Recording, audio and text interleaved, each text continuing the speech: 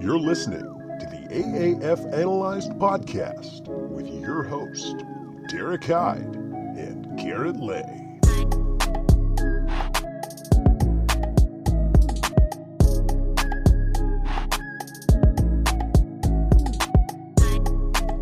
Hello and welcome to AAF Analyze Week 6 Recap. I am Derek Hyde, and as always alongside me, Garrett Lay. Before we get started, do not forget, if you are listening on YouTube, to like and subscribe. If you're on SoundCloud, to like and give us a follow. And subscribe and leave us a review on our Apple Podcast page as well. Again, we're on a ton of other sites. Those are our main three that we like to direct you to. But check us out on everything. Follow us on Twitter at AAF Analyze to keep up with the latest news and episode release announcements. And now, for the moment you've all been waiting for. Our very first sponsorship advertisement. Hooray! I've been waiting for it, that's for sure. Now a word from our sponsor, Orca Coolers. Show off your AAF team pride with Orca Coolers, the best coolers and insulated drinkware on the market. Orca's Coolers' new AAF team-logoed coolers and insulated chasers and rockets drinkware will make you the hit of the tailgate. You can take your new Orca appliances to the stadium for the tailgate or even use them while you're watching from your house. Orca Coolers drinkware and apparel are available online at orcacoolers.com. That is ORCA Coolers.com. NFL, NHL, MLB, and NCAA logoed merchandise is also available. Orca Coolers is extending a special offer just to our listeners. Just enter code AAF Analyzed in all caps, no spaces, for free shipping when you place your order online. You know, I love cold drinks and free shipping. They're two of my favorite things in life. It's not just cold drinks, too. They can keep them piping hot if you like it that way, too. That's true. A little bit of everything. I love cold drinks, piping hot drinks, and free shipping. But most of all, free shipping. Thanks, Orca Coolers. All right, and Derek for that wonderful advertisement reading.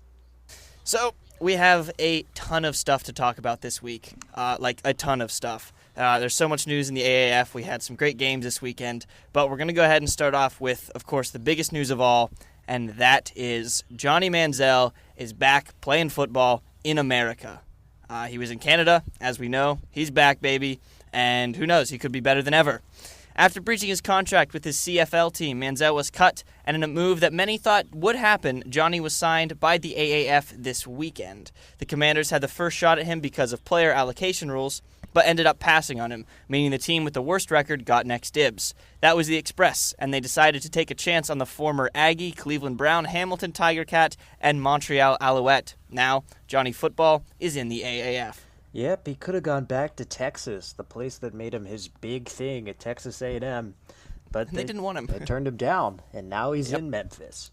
And with that newest Zach Mettenberger injury that we're going to get to later in the show, maybe he could get some playing time as soon as this upcoming week. Oh, it's going to be exciting stuff. But as far as we wanted to hear from you guys about the newest member of the Express, so we tweeted out a poll about how you guys think Manziel will do. And you guys were pretty split. After 40 votes were cast, 55% of you guys are non-believers, and 45% think that he's going to succeed here. Personally, though, it was a good turnout. I'm not that much of a believer. In the CAFL, he had completed over 60% of his passes, which is really good, but he threw more interceptions than touchdowns, and the secondaries in the AAF, they're no joke. And I don't know when we will see him, but if there's a team that is going to give him a shot, it's going to be Memphis. Yeah, I'm not really a believer either. And don't get me wrong, I will not be mad at all if he succeeds. No. But he's had his shot plenty of times and just has never really taken off. But regardless of how well he does, this, of course, is an excellent move for the AAF, particularly for publicity. Whether it's good or bad, doesn't matter. Publicity is publicity, and the AAF is really getting their name out there with the signing. That's true. It's exciting for the league. It's generated a ton of interest. And to make things even better, the Express Commanders game is on April 6th, which is one of the games that CBS added to its lineup. So it's going to be on regular television. The entire world is going to be able to see Johnny Football take the field. Of course, if he ends up with a starting job, which right now, after the Express game, it looks like he probably has a good shot at it. Yeah. And that's pretty exciting. So there's nothing better than a new big-name player coming to your league and really getting the league's name out there. You think so CBS I think it's cool. knew about it, and that's why they added the game? I think that CBS and like the AAF higher-ups definitely knew about it before they officially released it. And so that's why they picked it up, because they were like, okay, there's a shot he goes to either the Commanders or the Express, so let's pick up the game that there's almost a 100% chance he's playing in. So I think that was smart. It was probably smart by the AAF to give CBS the heads up, like, hey, we're probably going to sign Manziel, and if we do, he's going to go to one of these two teams. Yeah. And they're like, all right, we're playing that. So I think it's cool. It's a good way to play it. Yeah. And let's not forget that you can ask us questions on Twitter to get featured on the show, because it is question time. Jordan Barrett on Twitter asked us, how do you see the pool of players changing to year 2, and how will this be handled? Do you envision a full player draft instead of a QB1, and who do you think is destined for the NFL? Jordan hit us with a lot of questions, but I think we got answers for all of them. Yeah. As far as the first part, how do you see the pool of players changing to year 2, and how will this be handled? Yeah, I know you say you don't really see the players changing that much. Besides the standout players who might be offered NFL contracts, we'll talk about who some of those players might be, I think most of the league should be sticking around. They're signed to 3-year contracts already. It's a paying gig, so it's not like they're just volunteering their time and their physical health to participate in this. So I do see most of these guys sticking around at least through next year. Yeah, I don't really see the players changing all that much. They all did sign 3-year contracts for around, $250,000? Yeah, I think so. And except for a few special talents that'll get NFL contracts, I think that the players will be a majority the same, because you're still making really good money in the league, and you might as well keep giving it a shot, because obviously you're here because you love football. And the success of the league could also attract more people and make it better. But I think that majority of the teams will be composed of about the same, like 60% of players. Yeah, and particularly if the league ends this season on a high note, like with great viewership numbers for the playoffs and championship, I wouldn't be surprised if players recognize the success of the league as well and then just want to stick around because they see such good opportunities here. Yeah. Second question, do you envision a full player draft instead of a QB1? No. Do you, Derek? No. No, I don't. Neither do I. I don't really see a draft, because players are signed to the teams already, that they have a waiver system in place for new people, and I don't really envision that changing very much from the way it is now. Yeah, the only way I see a draft is if there's a massive influx in talented players coming into next season, which I just don't know if there are even enough like really good football players to fill out a whole draft here. They'll probably use a mix of the allocation system and waivers and simply player interest to get new players to sign with them. I'm sure they'll try to attract players that they have seen play through college and stuff during the offseason, but I'm not sure about a draft. This league is going to have to get a lot bigger before a draft is something that is in the cards. Yeah, the XFL being created also is going to hurt potentially the players that come there, so I just don't think a draft would be necessary. And not yet, anyway. Finally, who do you think is destined for the NFL? And don't get me wrong, I think there's a lot more than people are expecting. I'm going to say around at least 40 guys get a tryout, and I'm going to say closer to 15 to 20 will actually sign a contract. Yeah, that sounds pretty good. For example, I'm thinking like Charles Johnson out of Orlando, Rashad Ross out of Arizona, Carter Schultz is a beast of a defensive tackle for Salt Lake, Jamar Summers, the corner for Birmingham, and Younghoe Koo are all some guys that I will definitely be looking out for come the end of the season, signing contracts elsewhere. Yeah, for me, it's all of those guys, plus the cornerback for Orlando, of course, Keith Reazer, pass rusher DeMontre Moore for the Fleet, interior lineman Mike Purcell for the Stallions, and maybe even Kenneth Farrow, and, of course, Elliott Fry, who is still perfect on the year, along with Younghoe Koo, kicking for the Apollos. So all of these guys should get a shot. The only problem with some of them is if they're a little older, the NFL teams might not want to even bother signing them with contracts and things like that. I know Charles Johnson is already 30, so I'm not sure what NFL team. It might be only like a 1-year deal or something like that. But it will be cool to see at the end of the year who ends up maybe on an NFL team as soon as this upcoming season. Maybe at the end of the year we'll do like a free agency special and see who gets contracts, tryouts, and we'll kind of watch these guys' careers. I know people are going to want more episodes out of us, so we gotta talk about something during the offseason. We're working on it. But as of now, we're going to go back to our last episode, Week 13, and let's talk about the games. We're still on our slight downtick. We're not doing too hot. No. I went 2-2 this past week. Garrett, you went 1-3 because I got you on the Birmingham game. Yeah. So that brings my season total up to a very respectable 16-8. Oh, very respectable, huh? So I've got 2 wins for every 1 loss, so I'm happy with that. And you are, of course, sitting at 500 now at 12 and 12. I'm not that upset. No. I just have to give a general summary of Week 6 here. This league is pretty wild, and it's pretty difficult to predict, which I think is awesome. Literally the one thing you can count on week in and week out is that Trent Richardson will have a short rushing touchdown. Other than that, good luck figuring out what's going to happen. So this is the AAF small version of March Madness. Things have gone off the rails this month. They have. Nothing's consistent for longer than 2 games, and I think that's one of the charms of the AAF. Everything's still new. People are still learning how each other plays, and I think that's what makes it the most exciting. Yep. All right, we spent a lot of time on that intro, probably our longest introduction ever. So we're now going to go ahead and jump into, of course, the meat of the show, and that is the game recaps for Week 6. Our first game of the week was the Memphis Express at the Salt Lake Stallions, and the Stallions were able to pull this one out 22-9. General recap, Josh Woodrum said forget you to the 3 picks he threw last week and put together a masterful first drive in that game. He was 8 for 9 for 68 yards, a touchdown, and a 2-point conversion. The Stallions started off as hot as you could ever want from a team.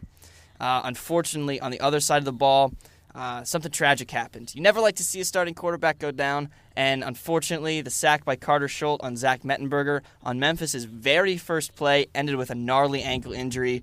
It wasn't anything that was Schultz's fault or anything like that. He just tackled him and rolled up on that ankle.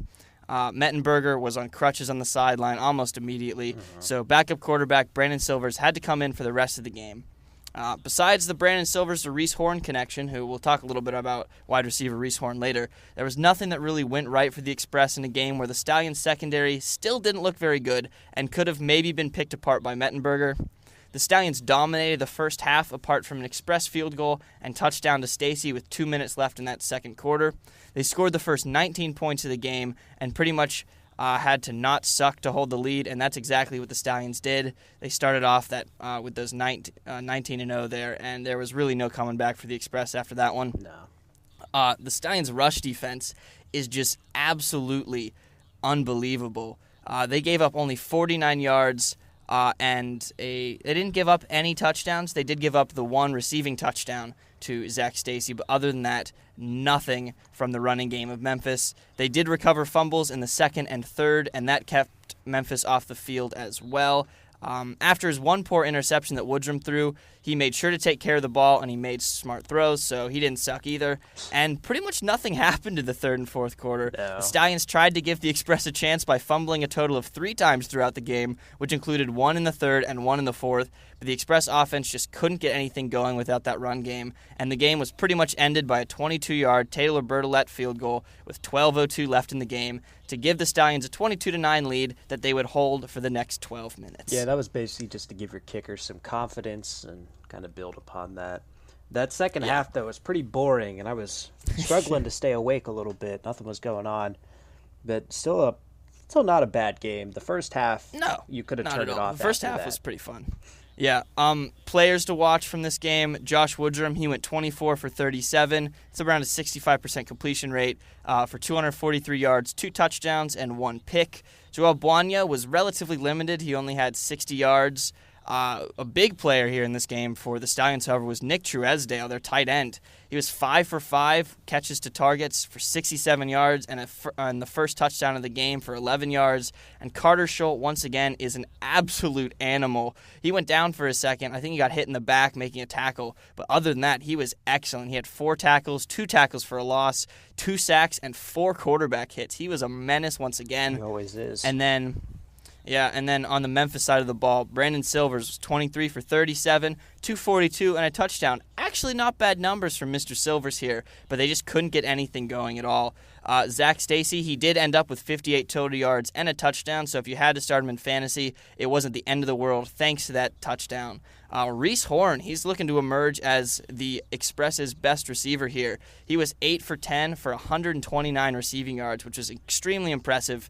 And then really the big positive coming out of this game for the Express was DeMarcus Gates. He had 11 tackles and 2 forced fumbles. This linebacker core for Memphis is still the top core in the league. Yeah, well, it's to be expected when Mike Singletary is your head coach. I know, I would hope. But the people who really impressed me most in this game, how about those Stallions tight ends? 2 of the top 3 receivers for the Stallions were their tight ends, and Demontre Pearson-L was 4th, not even in the top 3.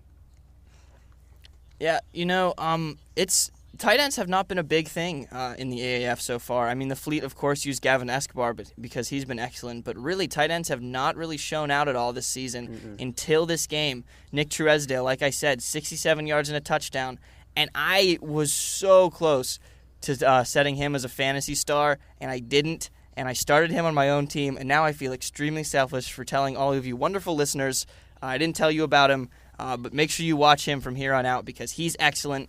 And then Anthony Denham for the Stallions as well. He's their other tight end. He had 42 yards and their other touchdown. So if you're going to start a tight end, I'd honestly pick up both of these Stallions guys because none of the other teams really use their tight ends as much as it looked like the Stallions are going to start leaning on them. Yeah, that's true. Well, the Stallions tight ends were eating it up, though. Memphis wasn't doing anything. No. They had an unbelievably slow start, and that was mainly because of the transition in their offense for Brandon Silvers. He hadn't gotten any playing time before that, but they looked dreadful. And they ran maybe 10 plays in that first quarter and did nothing of note with those plays. It's not that looking too hot for them, but you got to hope that over time either Silvers can transition or maybe we'll see a new face under center. Yeah, I mean, talking about faces, man, overall this Memphis offense really needs a facelift. It looks like that's going to come at the hands of Johnny Manziel. Brandon Silvers didn't look terrible. He made an excellent throw where he was rolling out to his right and chucked it down the field to Reese Horn, which was one of the most exciting plays of the game. But they're probably going to want to start phasing Manziel into this offense. Pretty much Memphis had 3 players that looked solid. That would be Stacy, whose poor ground performance was salvaged by a sweet receiving touchdown. Reese Horn, who looks like he's the number 1 wide receiver they needed. And their punter, Ryan Winslow, who kicked an absolute rocket that would have made Pat McAfee shed a tear. He punted for 61 yards on one of his kicks. So if you're going to take a positive away from this game, your punter is sweet. Yeah, look at the bright side. But we here like to look at the bright and the dark side. Zach Mettenberger was injured. The injury to Mettenberger did not look good at all. After that first drive, he was immediately put in a boot and crutches and watching the game from the sideline. But the fact that they didn't make him go to the hospital or anything is probably a good sign for Express fans. But if he is out long term, I think there is a good chance we will see Manziel sooner rather than later because they're scared of the other guys. They're scared of Hackenberg, and Silvers hadn't played prior to this game. Yeah, it's going to be difficult for us to see him next game. We might see him at the very end. It depends on how much he gets in with the practice, how many reps he gets in and things like that. But I'm not going to be surprised if Silver's their starter next week. And then depending on how that game goes, if Manziel becomes the starter the week after that. 3 more quick stories from this game. Turnovers here. The Stallions have to stop putting the ball on the ground. They're getting ridiculous with this. They had 3 fumbles, and their secondary... the 3 fumbles and their secondary's poor performance is really the last things holding them back from becoming one of the top teams in the AAF, at least in my opinion here. Just take care of that football, and you should be cruising to a few more wins. On terms of Memphis here, Reese Horn, he was the best part of the game for Memphis. He's their number 1 receiver. He had great chemistry with Silvers, and if that continues with Manziel, he could be very dangerous. And if he's not picked up in your league, or if you're looking for someone who's maybe a little bit on the cheaper side in daily fantasy, he's probably going to be a good look these upcoming weeks here.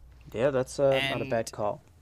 Yeah, and finally here, is this the game that the Stallions start rolling? Both you and I said last week that what the Stallions needed was a win to get over this hump where they can't get a win, and it's going to be all downhill from here. as they continue to rack up wins. Yeah, their secondary needs work, but they look like a well-rounded team with great potential. This might be that hump they need to get over, and I wouldn't be surprised if they end the season at least with a winning record and on a positive note. Yeah, there's definitely reason to look up for the Stallions because they're really a good team, but the ball just never bounces their way. No. And it's not getting any easier because their next game is at the Alamo Dome and in San Antonio. It's just they can't get a lucky break, and I'm sorry for them, but I just don't see them making the playoffs. Yeah, the same thing happened last time when they got their first win. They then had to go and play Orlando. So nothing really seems to be going their way this season. But still, have hope, Stallions fans. Your team does not look bad at all. Not at all. Speaking of one of the reasons why your team doesn't look too bad is my game MVP, and that was Josh Woodrum. He refused to be denied a win this week. He put on a great performance with 65% completion, 2 touchdowns, and 2 two-point conversions, and just one pick that it was an ill-advised throw, but nothing really adverse came from it. Yep, my game MVPs are the Stallions tight end Nick Truesdale and Anthony Denham. They accounted for around 40% of the yards through the air and had both touchdowns. Without these guys catching passes, the corners almost seemed to be locked up.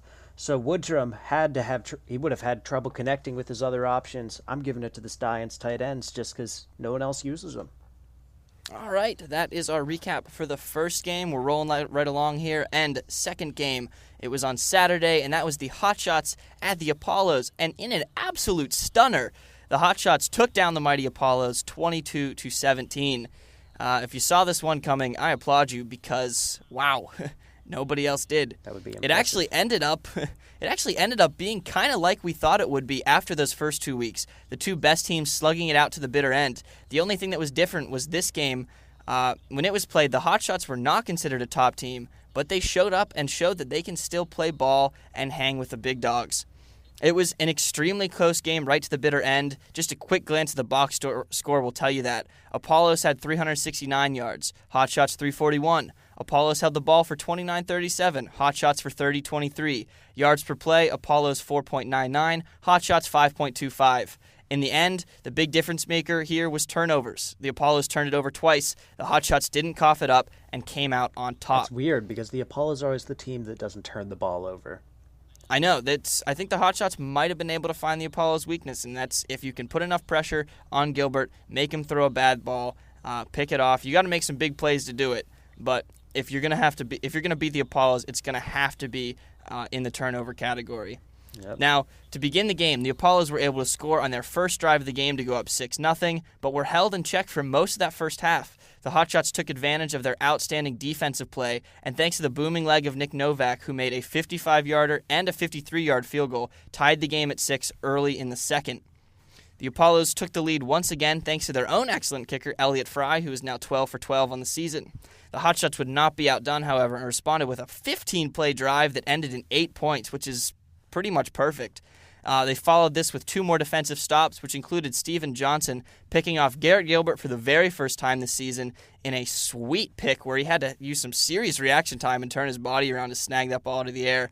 And they ended up going up in this game, and they went into halftime up 14-9. Third quarter, literally nothing happened. It was all defense. Neither team was really able to move the ball at all. So that's pretty much what the third quarter was. The Apollos showed that being down didn't faze them, though, even though they haven't been down that much this season. And Jalen Marshall caught a 17-yard touchdown pass, and they went up 17-14 late in the game. The Hotshots responded with a touchdown of their own, however, and scored the game winner with a whole 5:21 left. Their defense was insane this game. Yeah, but you would think that's enough for a chance. Yeah, it pretty much was. Apollos had 5 minutes and 21 seconds to move the ball down the field, and unfortunately they weren't able to until they got a final chance, which ended in the worst way possible. A false start forced a 10-second runoff. That ended the game. And that was it. The Hotshots had tackled the Goliath that was the Apollos. Heartbreaking way to end that game. It was bad. Players from this game who were really important. John Wolford, of course, 16 for 27, 162 and a touchdown. Darrell Presley, 66 total yards and 2 touchdowns. He was doing it everywhere. Richard Mullaney for the Hotshots, a name we haven't heard much because normally we're talking about Rashad Ross. He was 6 for 7 on catches for 73 yards. And then, of course, for the Apollos, we had Garrett Gilbert, who was 23 of 48 for 268 yards, 2 touchdowns, and 1 pick. Despite that 1 pick, he still had his patented Garrett Gilbert day, over 200 yards and 2 touchdowns. And then Jalen Marshall stepped up big for the Apollos, getting 6 catches on 11 targets for 98 yards and a touchdown. Yeah, well, you just brought up Richard Mullaney leading the team in receptions and yards for the game, but why don't we talk about that? Rashad Ross wasn't really a factor, but that wasn't really the fault of his own. No. This is something that I think people should really pay attention to from this week, and that's just the grit of Rashad Ross. 3rd and 9, 7:45 left in the fourth. Hotshots are down 14-17. Rashad Ross extends and makes a fabulous catch over the cornerback, completes the play, and then crumples to the ground on the sideline in agony. This was the story of Rashad Ross's entire night, and nothing but absolute respect for this dude. He was obviously injured after his first catch of the night, but played through the entire rest of the game, getting back up after every single catch. He even got up from a 3rd and 9 catch to draw pass interference in the end zone on that same drive as that 3rd and 6 play I talked about, which set up the Hotshots' game-winning touchdown. He might have only had 51 yards and no touchdowns, which has been his worst game of the season, but I think this was actually his best game. He epitomized the entire philosophy of the AAF in this one game here. If you get knocked down 5 times, get up 6. You have another shot, and that's exactly what Ross did, and I think I might have found my new favorite player after this one. Yeah, well, I guess it was a good story, but it was pretty strange to watch because Ross caught just about everything thrown his way, but after his tackle, he would be in so much pain that he would have to get carried off by his teammates to sit out another play or two before he'd come back. My guess would be he's got a bad wrist injury, but trust me, I'm no doctor. No, you aren't. You are not. Yeah, we aren't sure what's up with him. I haven't seen anything released about what the injury was. It might have been just something that was bothering him during the game, but regardless, impressive that despite the injury, he was able to make big plays for that team, and he still is really the anchor of this wide receiver core. But what was really more important for the Hotshots here was not their wide receivers, but that defense was ridiculous. They had some pretty rough outings, and this Hotshots defense returned to their former glory, and we have on our hands another great defense in a league that has some excellent ones already. The Apollos offense could not handle what was going on. They looked totally discombobulated at the beginning of the game, and then were shut down completely in the third by the defense, who allowed 2 drives of less than 25 yards in that third quarter, and then had a huge stop on 4th and 2 on their own 5. If this defense doesn't play like they did, the Apollos are 6-0 right now. It's as simple as that. Yeah. Well, the Hotshots name is absolutely the way this team plays, though. They are incredibly streaky. When they are hot, they are unstoppable. But when they are not, they are pushovers, look lousy, and unfixable. So I don't know how you figure out which Hotshots team you're going to see that week, but I guess they're either a must-watch team or a turn off the TV at 5 minutes in.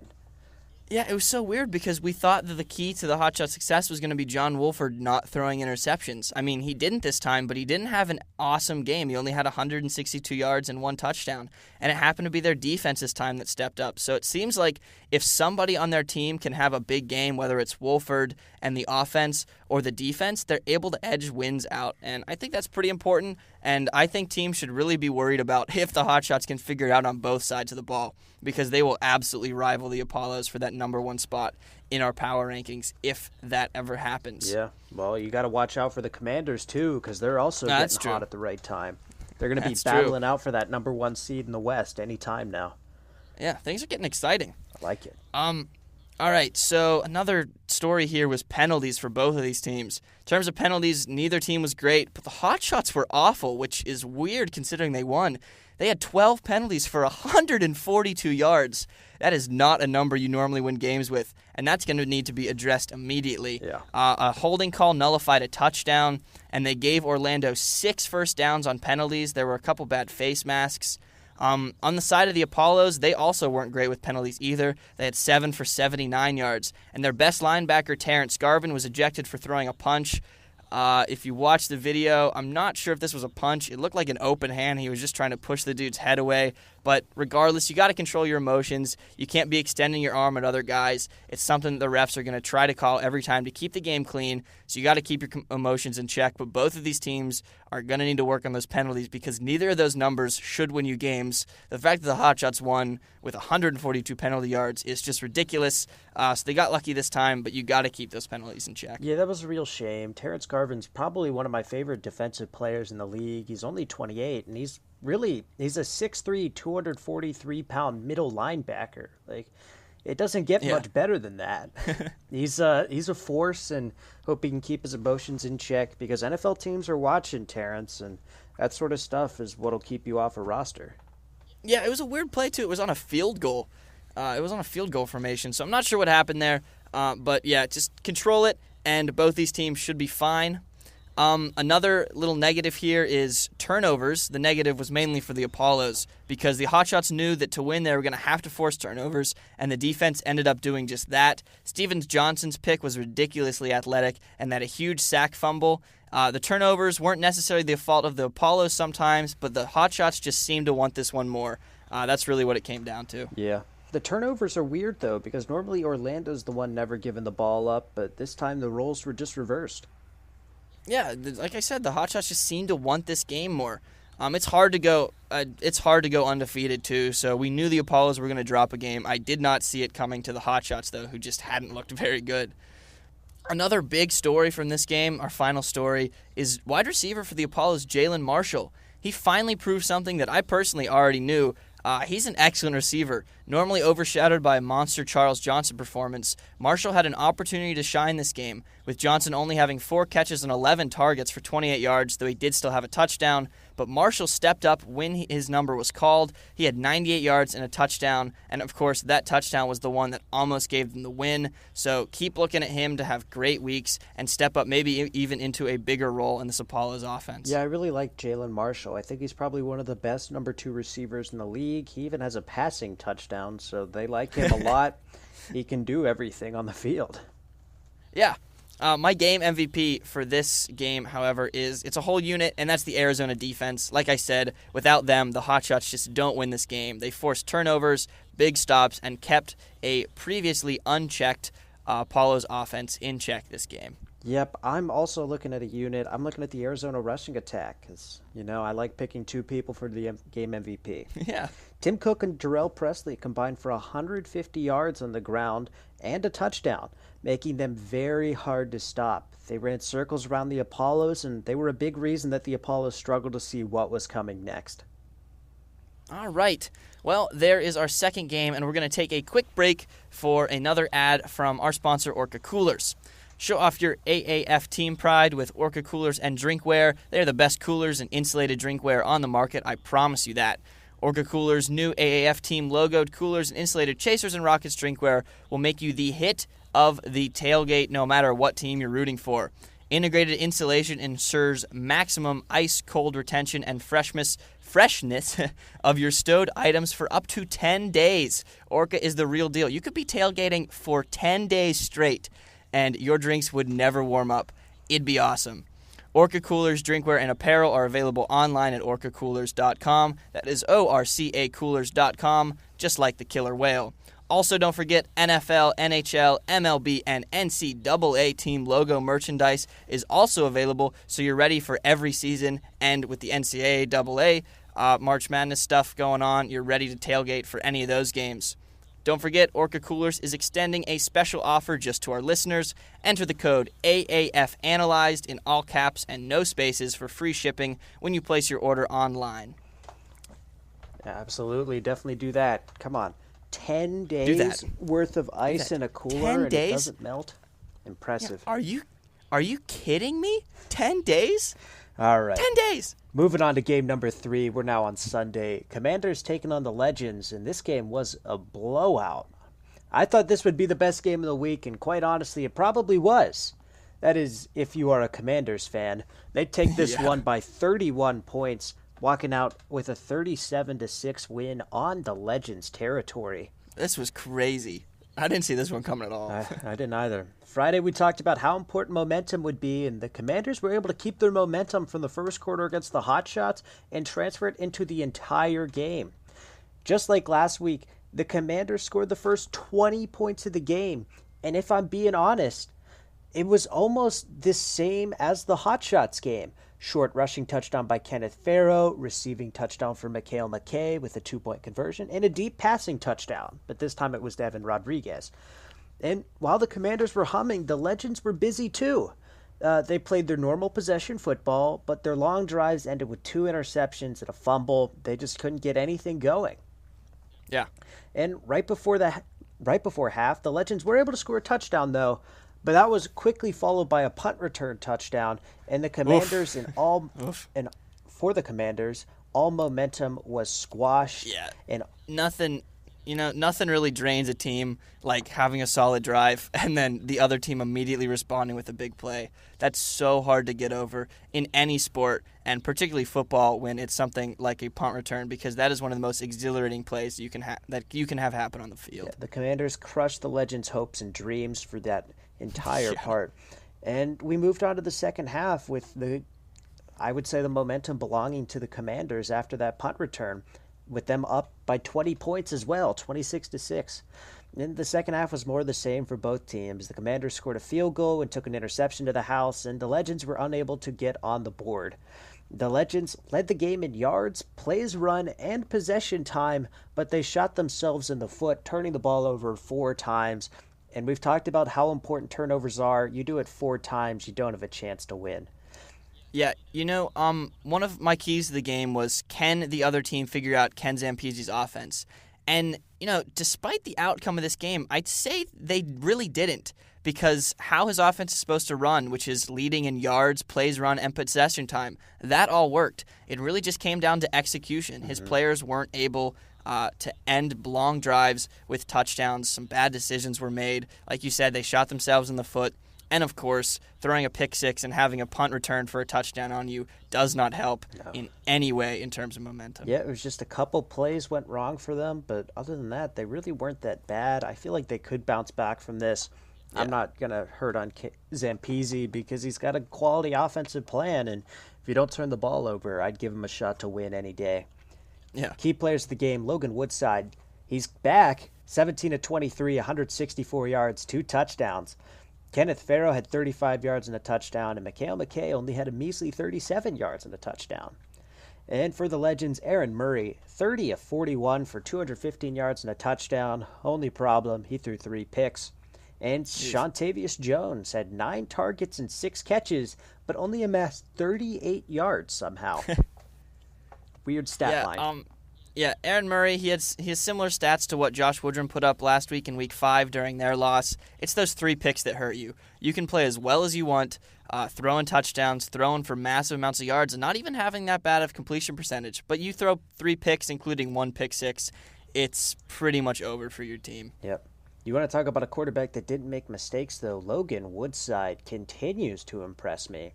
This was not a game that had very major fantasy producers, but if there was one, it would be Logan Woodside. I talked about how the new Woodside came in last week, and he extended his stay for another week. He completed 74% of his passes and added another pair of touchdowns. Let me tell you, I am very pleased that he is my fantasy quarterback, and I just love the new Logan Woodside. Yeah, it's pretty amazing. His yardage numbers aren't huge, but just the fact that he doesn't miss passes that often, his receivers come down with it, and he puts the ball in the end zone. That's really all they need to win. Yeah, he's been very impressive as of late, and I hope he doesn't cool off. No. One of the things that have cooled off for the Commanders, though, is the running game, because neither team had a running game at all throughout this entire game. For the Commanders, Farrow had 35 yards and Trey Williams only had 32. And for the Legends, no one carried the ball more than 6 times, and their leading rusher, Brandon Radcliffe, only had 24 yards. Yeah, this was surprising. I thought they were going to try to run the ball a little bit more. And for the Legends, I do see why they had more passing yards, simply because the Commanders' secondary, while they had a great game with 3 picks, they do still tend to give up a decent amount of yards there. But I thought the Commanders were going to be able to run the ball a little more. Kenneth Farrow's solid, so is Trey Williams. At least Farrow had that 1 rushing touchdown. It was a nice 13-yard run.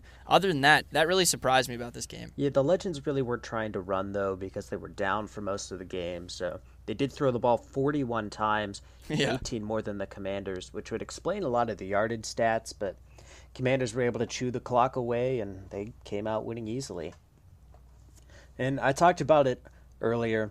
Turnovers are key, and the Legends were their own worst enemy in this game. 4 turnovers is never going to be a recipe success, let alone when they lead to 28 points for your opponent. And today was no exception. Aaron Murray was very quick to put the blame on himself, though. He admitted that the offense missed several opportunities. He felt the unit had a great game plan, but left some plays out on the field. And it's something he hopes to resolve moving forward. He said, quote, "I have to be better recognizing coverages and making the right decisions. We can't turn the ball over. We knew this was a good defense and probably one of the best defenses in the league. There's a ton of plays that could have been made today, and we know that it just has to be cleaned up."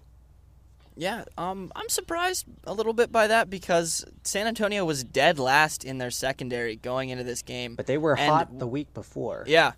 Pretty much what I see is happening is the Commanders are going for that bend, don't break mentality when it comes to their secondary. They're still giving up yardage, but like I said earlier, if you pick off a quarterback 3 times, you're in their head. So I just don't think Murray was able to connect or have the confidence that he had those past 2 weeks during their wins. Yep, that would make perfect sense. And another thing with some quotes. History repeats itself. Following that game, the Legends head coach Kevin Coyle said that the game reminded him a lot of their Week 1 beatdown at the hands of the Apollos. He said that, quote, "There were similarities of today's game to the opening game for me. We turned the ball over in the game against Orlando and got way behind. I didn't feel like there was a lot of big discrepancy between the two teams. I feel the same way now. Bottom line is that the scoreboard didn't reflect that, and that's what it's all about." Kevin Coyle basically said that the Apollos and the Commanders played really similar, so I guess Coyle's pick for the AAF championship is Commanders Apollos. You know, I think somebody said that. Yeah, I think beginning of the season. Who was that? I said that. And you did, didn't you? With you? Wow. Kevin. Wow. Still sticking to Kevin my preseason prediction. Best friends. Despite this loss, the Legends have lost no hope at 2-1. We still think that we are on the right side of things, according to Aaron Murray. Obviously, Orlando has a pretty good lead on us. In our minds, there's still control of our own destiny. If we win out, we can be in the playoffs. Yeah, it's going to be hard. Legends 2-4. It's going to be hard for any team to catch the Apollos right now at 5-1.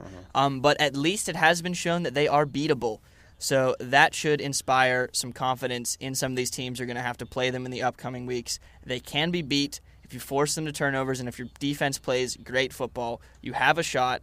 So never fear other teams. You have a chance. So keep pushing. Murray's exactly correct in saying you're in control of your own destiny. You have to win every single one of these next games. It's going to be tough, but if you do, I wouldn't be surprised if they are playing the Apollos at the end of the season here. Yeah, I wouldn't mind that at all. Game MVP, No. Logan Woodside. Woodside wins back-to-back game MVPs from me because he's been outstanding as of late. He's got a completion percentage over 70% in back-to-back games and 2 touchdowns to go along with it. He's been absolutely phenomenal. Very happy for him and myself for picking him up. And best of luck going forward. Yeah, I agree with you there. Great game MVP, but I would give my game MVP to another whole unit, and that is the Commanders' secondary. They have really stepped up in these past 3 weeks, and they're making the Commanders look like one of the best teams in the AAF right now. They turned a scary passing offense into not much of anything. Sure, they did give up those 200 yards, but no receiver had over 50 yards, and 3 picks is huge for a team. So if the Commanders keep playing like this and forcing turnovers, they will be just fine on defense. Yep, they just needed a couple of weeks to warm up, and they're here. And as we move on to our final game, we're talking about the teams that Atlanta's chasing, and they didn't really get the kind of game that they needed. The Iron Offense, it's alive, and at long last, the Iron Offense has life, and it's not the way you would have expected. The Iron won this game 32-29, outscoring their previous season high by 12 points, which is that was impressive. Very impressive, yes. The opening drive for Birmingham didn't amount to anything but an injury to their starting QB, Keith Price, which should be bad for your team, right? But Perez came in yeah, I would think so. motivated to prove that he deserves his spot under center, throwing for 2 touchdowns, Richardson and Washington, of the season within the first 15 minutes of coming in relief. Well, you know what? Thank goodness he finally scored. That's all I got to say. Berkovici kept the game close, though, throwing his first touchdown of the game on the following drive to keep the game at a manageable 12-9 in favor of Birmingham. Not much happened the rest of the half, except for a Nick Novak field goal, with 17 seconds to go in the half to give the Iron a 15-9 lead at halftime. A very exciting first half, but trust me, it gets better. I'll trust you. I'm in. Appreciate it. When the second half rolled around, it was the Iron that struck first, taking a drive in their favorite spot on the field, the Trent zone, which is basically I think we're gonna 3 yards at the goal line. Are we going to coin that along with the Zach attack? Yeah, we're going with Trent the Trent zone. Okay, cool. And I'm in for that. When you're in the Trent zone, only one thing happens. A Richardson touchdown. His 10th on the year. Yeah, he's ridiculous. Yeah. The Fleet. Did you see his receiving touchdown? I did. If you find a highlight of it, he hits the one cornerback on the Fleet, and the dude literally bounces off of him. Like he's in the air. Like he hits him with his shoulder, and the cornerback is in the air moving backwards into the end zone as Richardson bowls him over. It's disgusting. Yeah, It's actually, I watched it on loop for a while because it was just so funny because this dude is airborne, getting knocked back like 2 yards by Richardson. Yeah, it was only 13 yards, so it wasn't necessarily the Trent zone, but whenever Richardson smells the end zone, he is determined to get in there, and he is an absolute force to be reckoned with. Yeah. Yep. But at this point, the Iron are up by a pretty decent amount. But the Fleet had enough of this, and they added 2 touchdowns of their own in the third quarter with 2 Terrell Watson touchdowns, giving them a 23-21 lead. And after this, the teams once again traded touchdowns, tying the game at 29 with 4 minutes to go. And nobody got anything going until the final drive of the game, when the Iron drove into field goal range for Nick Novak to nail the game winner and break the hearts of all the fans watching in San Diego. Yeah, it was particularly tough considering that was a home game for the Fleet. Yeah. I got to say, I was pulling hard for the Fleet in this one just because I picked them, but it was a sweet ending nonetheless, and you couldn't have asked for a better game from these two teams. Not at all. Key players, Luis Perez, 27 of 49 for 359 yards and 3 touchdowns. He did have two picks, though, so yeah, he came back down to earth. Trent Richardson, 90 total yards, 2 touchdowns, as you would expect. LaDamian Washington, 4 catches on 10 targets for 128 yards and not 1 but 2 touchdowns. Even more sheesh. And for the Fleet, Mike Berkovici, 17 of 34 for 311 yards, 3 touchdowns and 2 picks. Pretty similar to Perez. Terrell Watson had 55 total yards and 2 touchdowns. And Dantes Ford, 3 catches that went for 182 yards. That's impressive. Yeah, I believe it was a 70-yard catch, 72-yard catch, and a 40-yard catch. The one you definitely thought he was going to go in the end zone. I think it was on a 72-yard catch. He was tackled at like the 5 or something like that. No, not even. It's probably like the 2. Yeah, Ford was balling out again, but it was unfortunate he couldn't get in the end zone because he would have had a huge fantasy week if that was the case, but still a very solid wide receiver. I think he was hurt a little bit, but I don't think it's anything that's going to keep him out for any longer than maybe a practice this week. Nope, not at all. Let's get into the stories of this game. The Iron offense, it has life. The Iron offense has not scored more than 12 points for the first 4 weeks of the season, and now they've scored 20 and 32. The defensive Iron have started to figure out the offense, and they can be a multi-dimensional team now, especially with a Perez that can throw touchdowns. The defenses they face no longer can just bank on the run. Okay, still though, Trent Richardson has yet to average more than 3 yards per carry in a game, but he has 1 billion touchdowns. So I guess don't worry about him. I'm not sure, you normally wouldn't be comfortable with your running back averaging less than 3 yards per carry, but he's in the end zone all the time, so I really would say don't change anything right now. No, not at all. I guess just keep with those weird stats and keep piling on those touchdowns, Trent. And while we're talking about the changes, after 5 very long weeks and around 15 other quarterbacks scoring before him, Luis Perez scored not once, but his first 3 Alliance touchdowns. Personally, from watching the game, Perez looked much, much more loose in the pocket. He was willing to make some riskier throws, which did lead to 2 picks, but he also 3 touchdowns and even an 83-yard bomb to LaDainian Washington. This is the Perez the Iron need, and they look good to hold their spot in the playoffs in the East. Yeah, I mean, you do look at those 2 picks and you're like, what's going on there? But like you just said, he was more willing to make throws. The throw to LaDainian Washington, it was nice. I mean, LaDainian Washington did pretty much just speed past the entire Fleet secondary for that touchdown. But he still was able to put it in a great spot to hit LaDainian Washington on the run. And then on Washington's second touchdown, it was perfectly placed, well outside of the reach of the cornerback, right in the end zone. And all LaDainian Washington had to do was stick out those long arms of his and pull that ball into his body.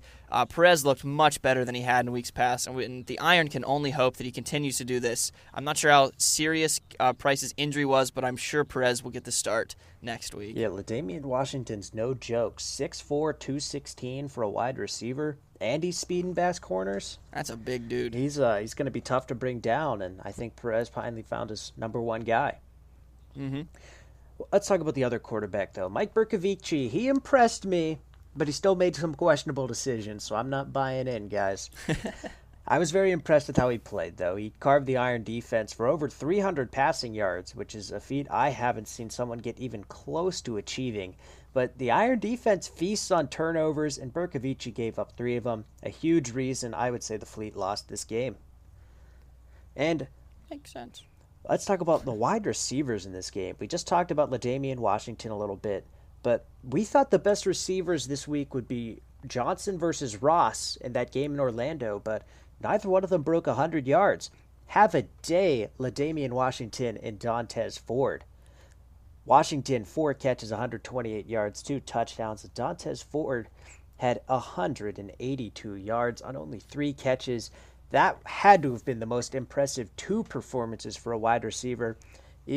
Better than Johnson and Ross, in my opinion.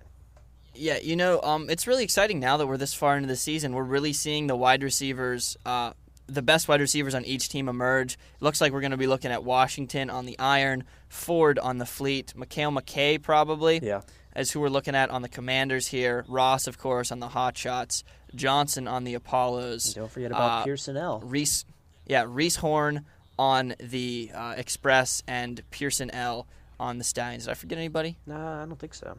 I feel like just about every team is at least one really good guy. If you're like the Apollos, you got Jalen Marshall, who could be a number 1 guy, but he's just a very solid 2. Yeah, and then like for the Stallions, they have those 2 tight ends who are looking really good. So if you're able to spread the ball out, I did forget one, the Legends. They don't actually really have one. Shantavius Jones is getting the most targets, so I'd still be pretty comfortable starting him simply because he's going to get that volume for them.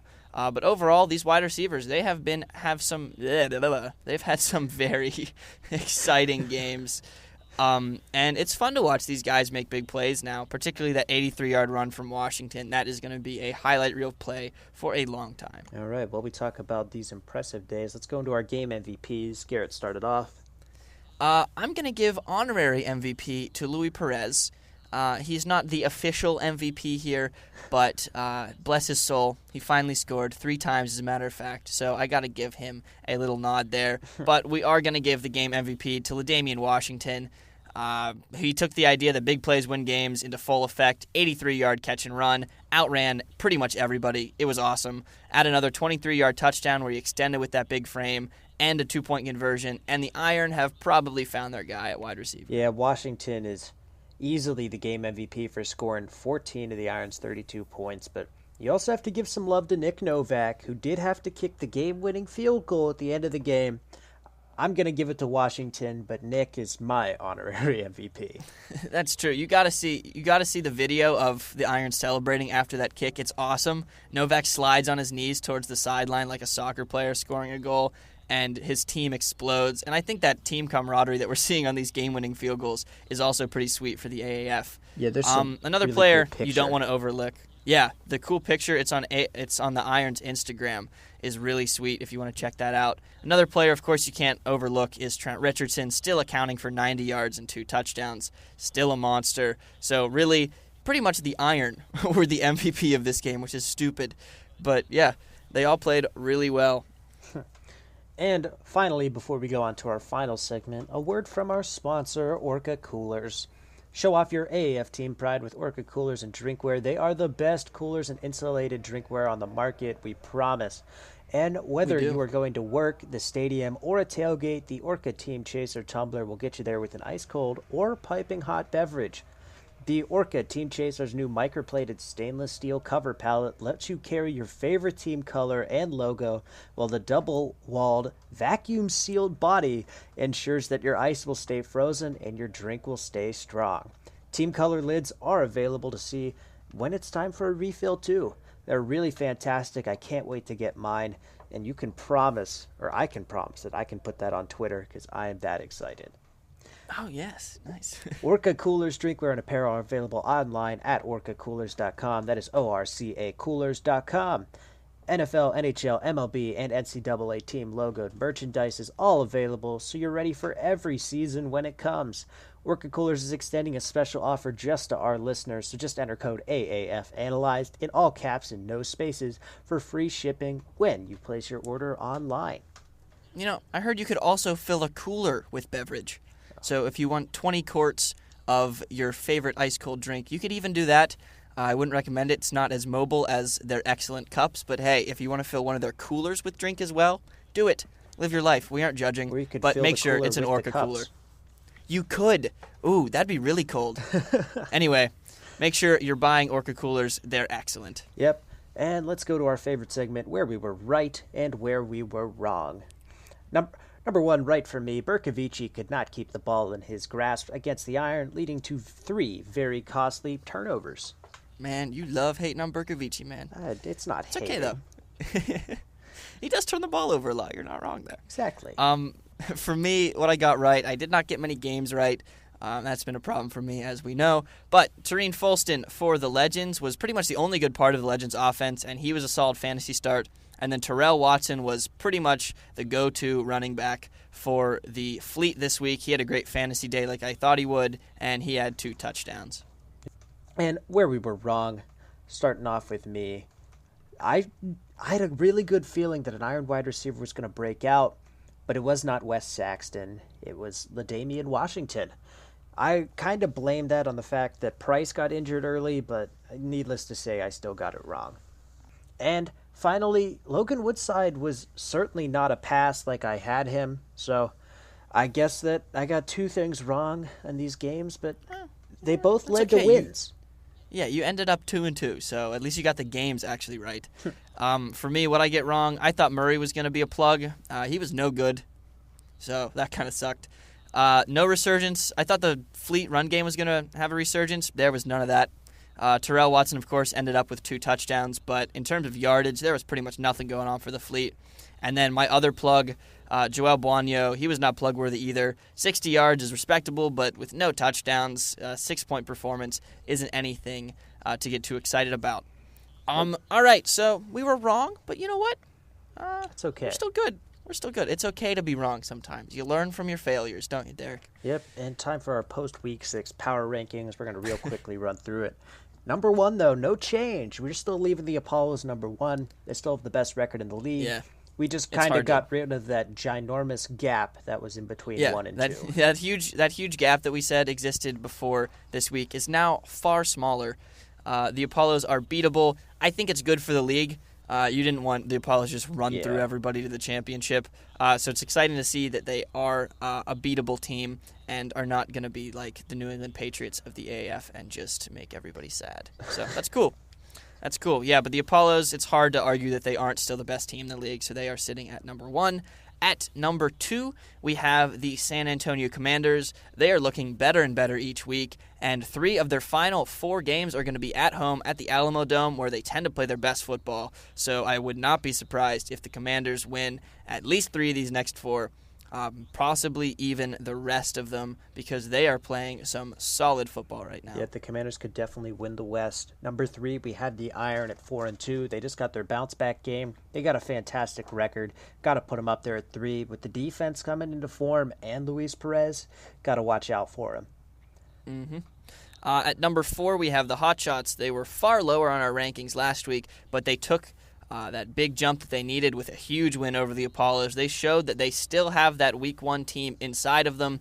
The defense came to play, and the offense also played really well. Like I thought, if they added Jarrell Presley more heavily into their mix of offense, they were going to get a win. That's exactly what happened, as Presley accounted for 2 of their touchdowns. So the Hotshots are on the rise, and I wouldn't be surprised if they continue to rise through the rest of the season. Yep, after that we have the Stallions and the Fleet. It was a little bit of a close game here, but simply because the Fleet lost and the Stallions won, I look at it as a momentum thing, so I got the Stallions slightly above the Fleet, sitting at 5, and the Fleet looking right below them at 6. Yeah, that's a close one. That's hard to tell. I do like your logic of the team that won should get the bump up here. So Stallions and Fleet, you could pretty much interchange them there, but we have the Stallions at 5. Rounding out at the bottom of the league, we have the Legends at 2 and 4. We were so high on them this week, and then they got creamed. Maybe it's not a fault of theirs. The Commanders are an excellent team, but they have some soul-searching to do to find their team of weeks past to get some more wins. So they are at number 7. And then, of course, at the bottom, with the worst record in the league at 1 and 5, we have the Memphis Express. The playoffs do not seem feasible for the Express right now, considering that they're playing in the same division as the Apollos and the Iron. But never fear, Express fans. There's still hope for you, and that hope is named Johnny Football. So you can at least get excited to watch him play for the rest of the season. Yay! Woohoo! All right, that rounds out a pretty long episode. We had a lot to talk about. The AAF is packed with info, and we're glad you're still listening. So don't forget, we will have our Week 7 preview coming up on Friday morning, of course. It releases bright and early at 7 a.m., so you can listen to it in your morning commute over your coffee, or you can listen to it when you wake up, like me, at 10 o'clock. So get excited for that. Once again, don't forget to follow us on Twitter at AAF Analyze for important announcements and possibly giveaway shenanigans. Thank you again so much for listening. Peace out and play football. Thank you for listening to the AAF Analyzed podcast. Follow the show on Twitter at AAF Analyzed and feel free to contact the show to have your questions featured on a future episode. And don't forget to check out the show on all other platforms such as iTunes, Overcast, SoundCloud, and YouTube.